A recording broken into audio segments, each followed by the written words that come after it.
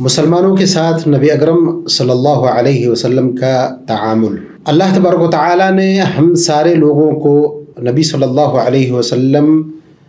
کے اسوہ اور ان کے نمونہ کو اپنانے کا حکم دیا ہے۔ فرمایا لقد کان لکم فی رسول اللہ اسوۃ حسنہ، کہ رسول اللہ کی زندگی میں تمہارے لیے بہترین نمونہ ہے۔ یہ نمونہ آپ کے تمام اعمال، تمام کاموں، تمام اخلاقیات کی چیزوں میں، غرض یہ کہ ہر چیز کو شامل ہے۔ نبی صلی اللہ علیہ وسلم نے جو بھی عمل کیا ہے ہم اس کو بطور نمونہ لیں گے اور اس پر عمل کرنے کی کوشش کریں گے۔ سب سے پہلے ہم یہ دیکھتے ہیں کہ نبی اکرم صلی اللہ علیہ وسلم کا تعامل اپنے گھر والوں کے ساتھ کیسا تھا۔ گھر والوں میں سب سے پہلے نمبر آتا ہے بیویوں کا۔ آپ اپنے ازواج مطہرات کے ساتھ بہترین اخلاق سے پیش آتے، ان سے کھلواڑ کرتے، ہنسی مذاق بھی کرتے، اور کیوں نہ ہو کہ آپ صلی اللہ علیہ وسلم نے حدیث میں فرمایا ہے خیرکم خیرکم لأہلہ وأنا خیرکم لأہلی، تم میں سب سے بہتر وہ ہے جو اپنے گھر والوں کے لیے بہتر ہو، میں تم میں اپنے گھر والوں کے لیے سب سے بہتر ہوں۔ آپ صلی اللہ علیہ وسلم اپنے گھر والوں، اہل و عیال کی خدمت میں لگے رہتے تھے۔ اما عائشہ رضی اللہ عنہا سے جب پوچھا گیا کہ آپ صلی اللہ علیہ وسلم اپنے گھر میں کیا کرتے ہیں، تو آپ نے فرمایا کان یکون فی محنت اہلی، اپنے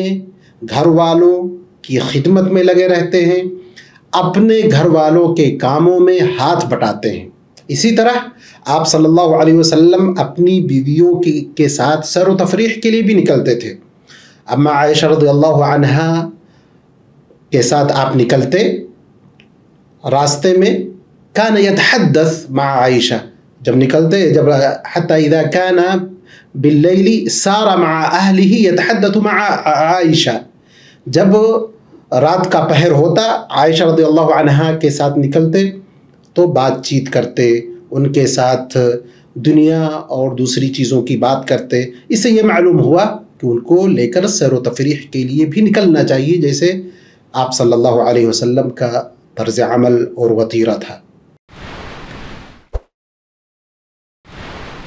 آپ صلی اللہ علیہ وسلم کا اپنے گھر والوں میں اپنی اولاد کے ساتھ کیا تعامل تھا۔ فاطمہ رضی اللہ عنہا جب آتی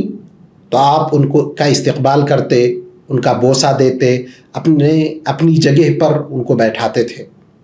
اسی طرح حسن و حسین رضی اللہ عنہما کو دیکھ کر خوش ہوتے، ان کا بوسہ دیتے، ان کو اپنے سے چپکاتے، ان سے کھلواڑ کرتے۔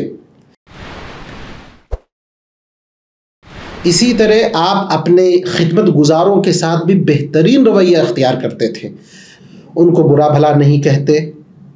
اور نہ ہی ان کے اوپر اتنا بوجھ ڈالتے جو ان کی طاقت سے باہر ہو۔ انس رضی اللہ عنہ فرماتے ہیں کہ خدمت النبی صلی اللہ علیہ وسلم 10 سنین فما قال لی اف۔ انس کہتے ہیں کہ میں نے نبی صلی اللہ علیہ وسلم کی 10 سالوں تک خدمت کی، آپ نے کبھی اف تک نہ کہا، نہ کبھی یہ کہا کہ فلاں چیز تم نے کیوں کی ہے، اور نہ یہ کہا کہ فلاں چیز کیوں نہیں کی۔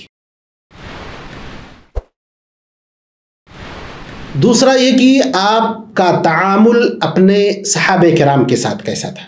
آپ اپنے ساتھیوں، صحابہ کے ساتھ گھل مل کر رہتے تھے، ان کے غم میں شریک ہوتے، ان میں سے کوئی بیمار ہوتا عیادت کے لیے جاتے، کوئی کسی کا انتقال ہو جاتا تو اس کے جنازے میں شریک ہوتے، حتیٰ یہ کہ ان کے ساتھ مکمل طریقے سے لگے رہتے تھے۔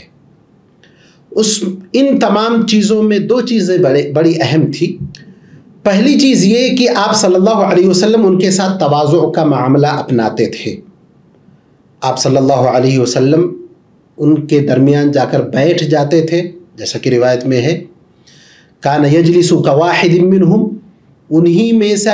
میں سے کوئی ایک فرد ہے، گویا کہ اس طرح بیٹھتے تھے، کوئی امتیاز نہیں۔ حتی یجیء الغریب، یہاں تک کہ کوئی اجنبی آدمی آتا تھا اور اسے پتہ ہی نہیں چلتا کہ ان میں نبی اکرم صلی اللہ علیہ وسلم کون ہیں، یہاں تک کہ وہ سوال کرتا۔ اور دوسری چیز یہ کہ نبی اکرم صلی اللہ علیہ وسلم ایسا نہیں کہ ان سے خدمت لیں، الٹا آپ ان کے محافظ تھے، ان کی نگہبان تھے، ان کی خدمت کرتے تھے۔ جیسا کہ مشہور روایت ہے، انس رضی اللہ عنہ کہتے ہیں کہ ایک بار مدینہ میں آواز آئی،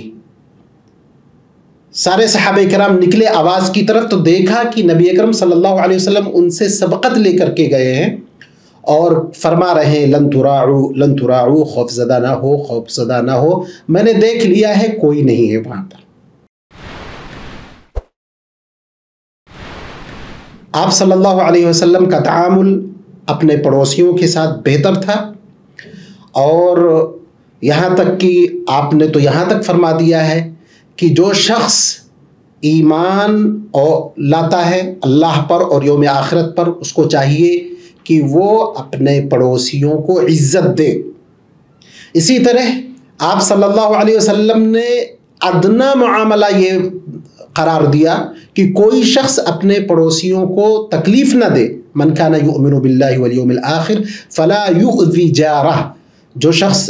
اللہ پر اور یوم آخرت پر ایمان رکھتا ہے اس کو چاہیے کہ اپنے پڑوسیوں کو تکلیف نہ دے۔ آپ صلی اللہ علیہ وسلم بہترین پڑوسی تھے اپنے پڑوس میں رہنے والے لوگوں کے لیے، اور اسی طرح آپ صلی اللہ علیہ وسلم خود ہدیہ دیتے تھے اور اپنے صحابہ کرام کو اس کی تلقین کرتے تھے۔ ابو ذر غفاری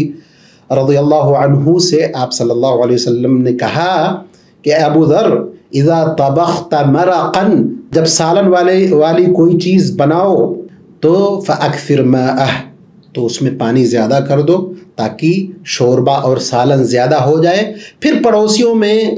یہ دیکھو کہ کون سا گھر تمہارے قریب ہے، ان پڑوسیوں میں اس سالن کو تقسیم کر دو۔ تو گویا کہ آپ صلی اللہ علیہ وسلم نے یہ چند نمونے ہمارے لیے چھوڑے ہیں کہ اپنے اہل و عیال کے ساتھ، اپنے